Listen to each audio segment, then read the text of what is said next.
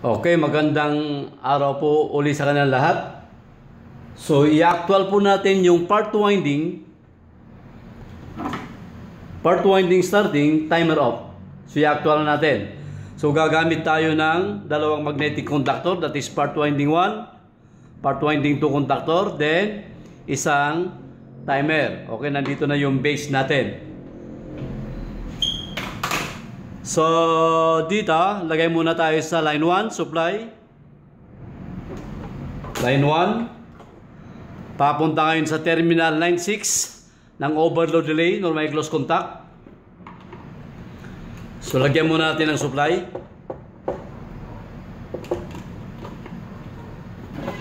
Okay, ito pala isa. So, inabangan ko na ng wire para mabilis. Then, papunta na tayo ngayon sa terminal 96 ng overload. Nandito. Yon, 96, then 95. Para masupplyan ngayon yung stop natin. So, dito, maglagay na ako ng jumper para sa terminal 97 ng normally open contact overload. Overload relay. Ayun, jumper. Ija-jumper ko na ngayon sa terminal 97. Eto. So, 97. Ayun. Terminal 97, 98, then 95. Okay, dito na tayo. 95. Stop, start. So, ito ngayon yung gagamitin natin. Meron akong stop, start. May wire na. So, ilalagay ko na ngayon ito sa 95, terminal 95 ng overload sa stop. Ito po yung terminal 95 para sa stop. Push button switch. Ayun po. Then, start. Maintaining contact. Terminal 13 and 14, normally open contact ng P1. Dito po, 13 at saka 14. Maintaining contact para sa start. Ito, nasa baba, maintaining contact, normally open contact. Ando na po tayo, 13. Then, sa baba, 14. So, ito, 14. So, sa maintaining contact pa rin tayo. Terminal 14. Pagkatapos, papunta tayo sa A1 ng contactor P1. Yun. Andito yung A1, A2. So, nalagay natin ngayon yung A1. A1 sa contactor P1.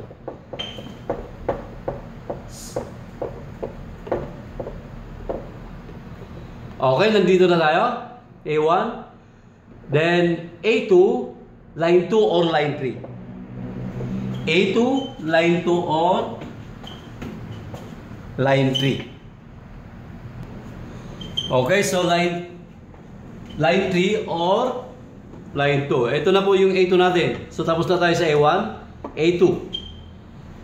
Ito na yung A2 ng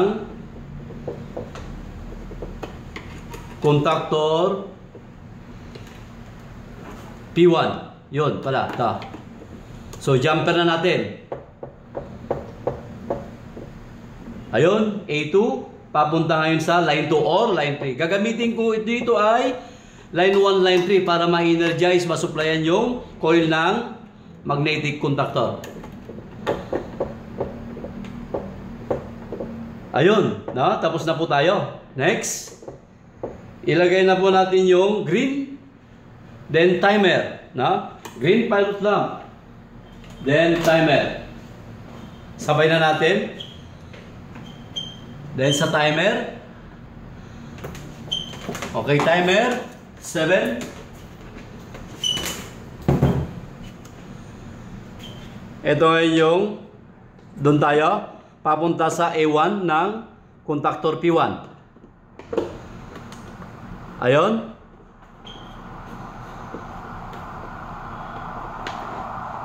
Okay, jumper ko na rin yung 8. 7, 8. Dito yung 8.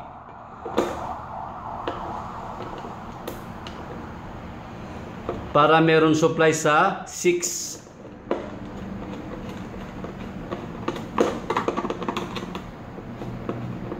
Ayun. So 7, papunta ngayon sa A1 ng contactor P1. So dito, sa A1, 7, A1 ng P1. Dito. Ayun. So tapos na tayo sa Terminal 7. Terminal 2 naman. Terminal 2. So sa Terminal 2 ng timer, papunta ngayon sa 21 and 22. That is normally close contact ng P2. No? Okay? Yun ang tinatawag natin na interlock. Ayun, ha? Terminal 6. Ay, Terminal 2 ng timer. Terminal 2 ng timer. Ito. Terminal 2 ng timer.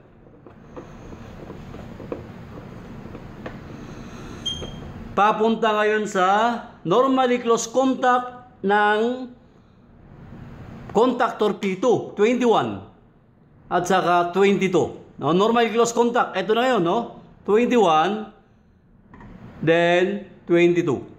'Yon, 21, 22.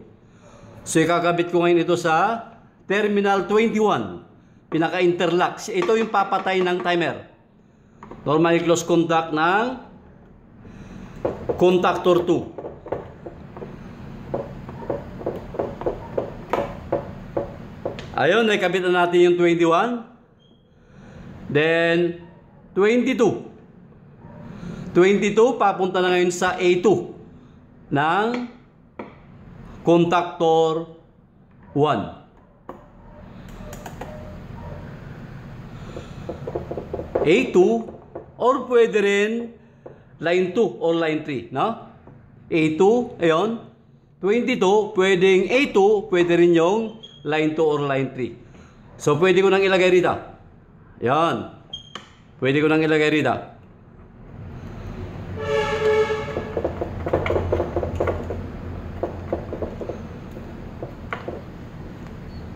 Ayun, okay, naikabit na natin nun. So, ikabit uli natin yung green pilot lamp. Green pilot lamp para sa contactor P1. Contactor P1, green pilot lamp. Ayan, natanggal.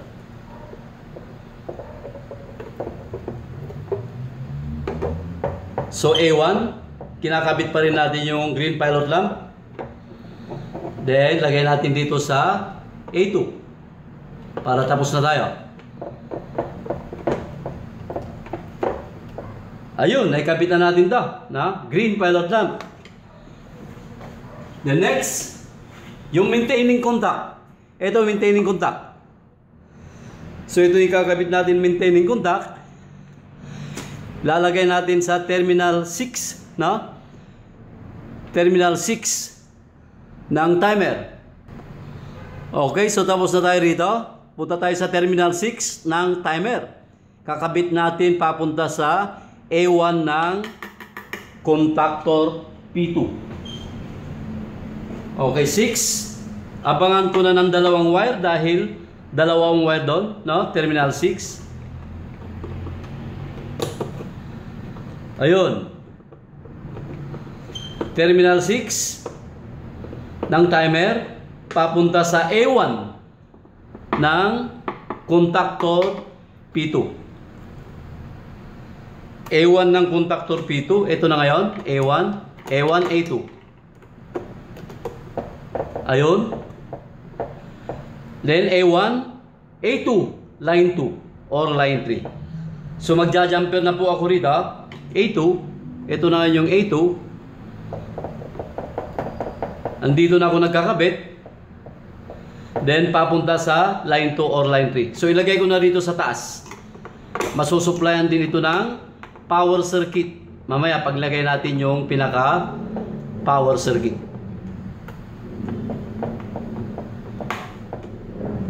Ayun, tapos na tayo rito.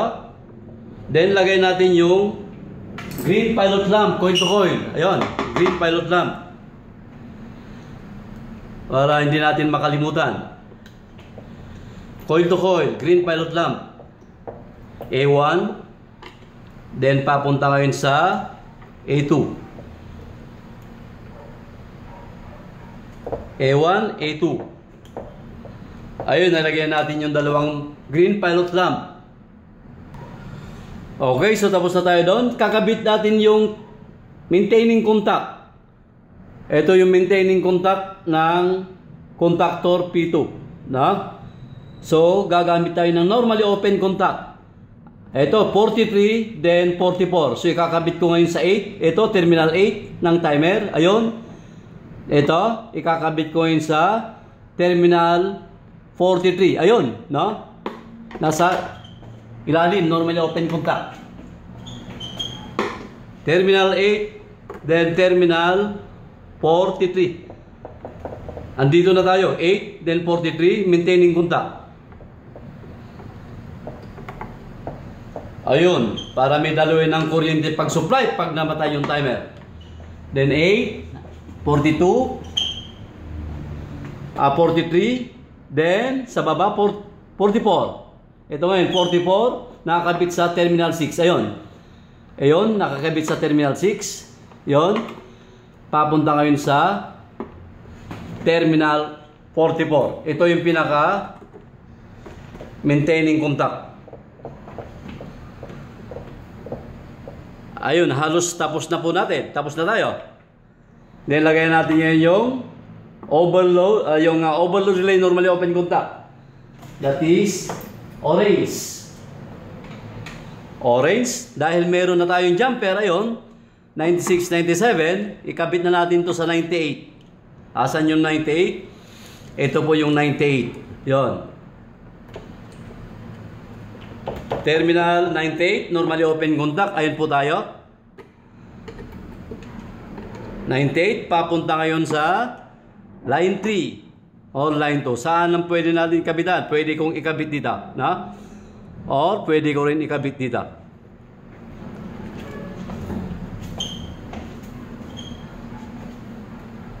Okay, pwede kong ikabit dito.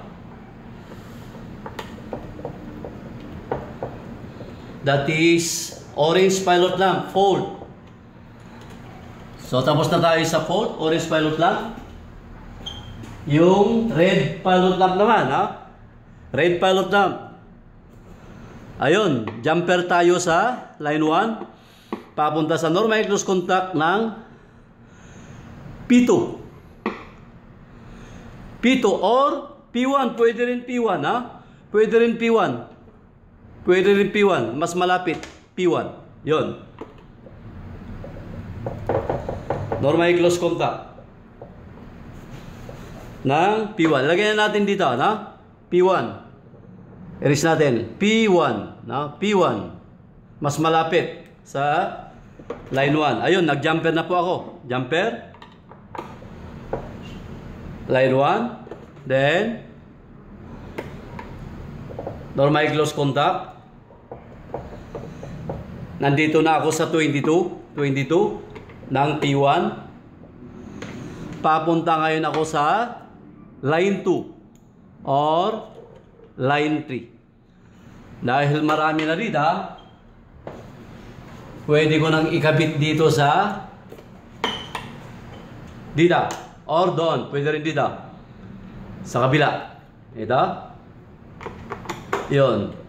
Line 3. So, ang supply natin ngayon yung coil ng magnetic contactor ay line 1 at saka line 3. Okay, so tapos na po tayo. Tapos na yung wiring. Kakabit natin yung power circuit. Okay, lagyan na natin itong power circuit. Line 1, line 1. Para masupplyan sa kabila. Power circuit. Line 1, then line 1. Okay, then we have line 2. Supply line 2. Then papunta rin sa line 2 dito sa magnetic contactor P2. Then you have line 3. Line 3 ng contactor P1. Papunta ngayon sa line 3 ng contactor P2.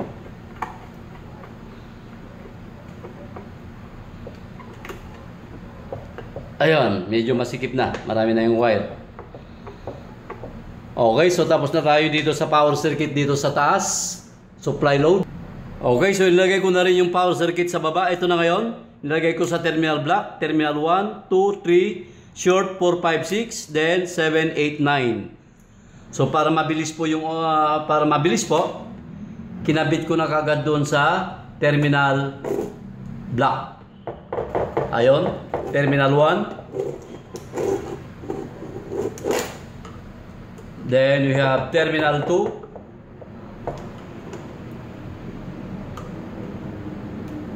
Then we have terminal 3. Short 4, 5, 6. No? Ayun na, naka-short ng 4, 5, 6 natin. That is star point. Then ito naman yung terminal 7. Terminal 7 para sa contactor P2.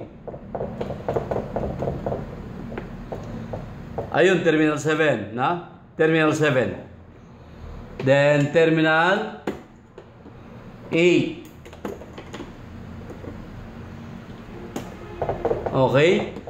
So ayun terminal 8 natin.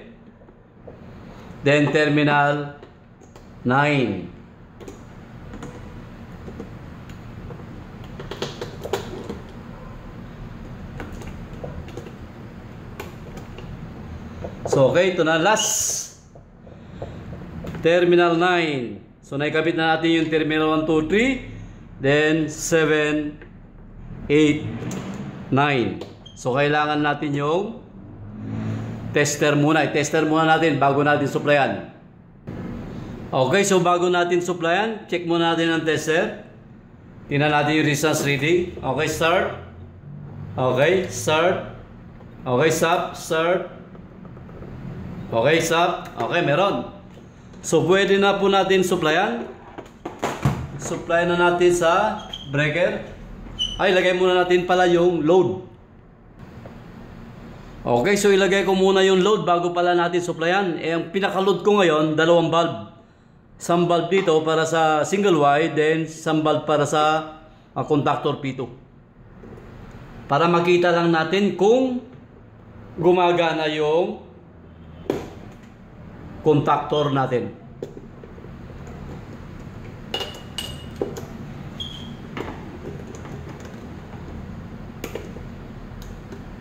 So bulb lang po ang ginamit kong load. Ang importante ay makita natin na namamatay yung timer. Dahil ito ay timer off.